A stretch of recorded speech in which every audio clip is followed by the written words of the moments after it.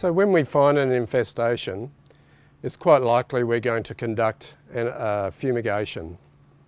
What are the first things we need to consider? Have we got a gas-tight sealable storage? So we're going to have an effective fumigation.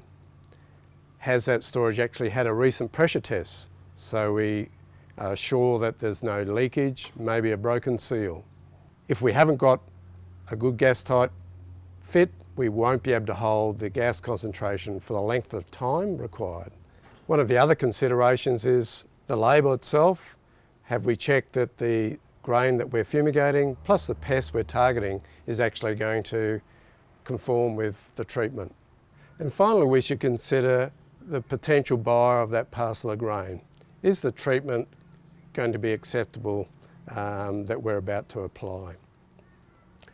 So, what might be the main steps that we need to consider when we're applying the fumigant? Firstly, is it the common tablet formulation we're going to use, or possibly even the bag chains, a very easy handling method for applying the fumigant.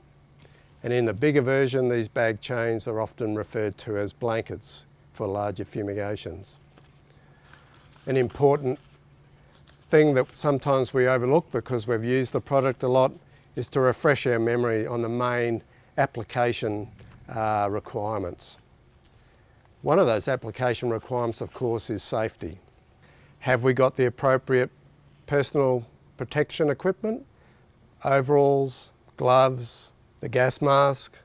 One of the things I find useful is a little gas monitor for safety purposes that picks up very low levels of phosphine. And you soon learn from that meter what are safe handling practices to enable the breeze to come past you rather than from behind you or towards you when you're handling phosphine. So one of the other pieces of equipment that we should have on hand for our fumigation is some good clear safety tape, and that should go around the silo that we're planning to fumigate to warn those around that there's a fumigation underway. And of course our signs.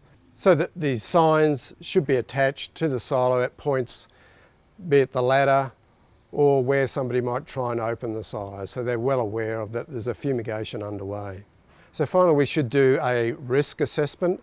Where is that silo that we're fumigating located? If it was in a shed and we knew that there was staff or ourselves, we might be working on equipment in the shed, we need to reconsider that we would conduct the fumigation in that circumstance.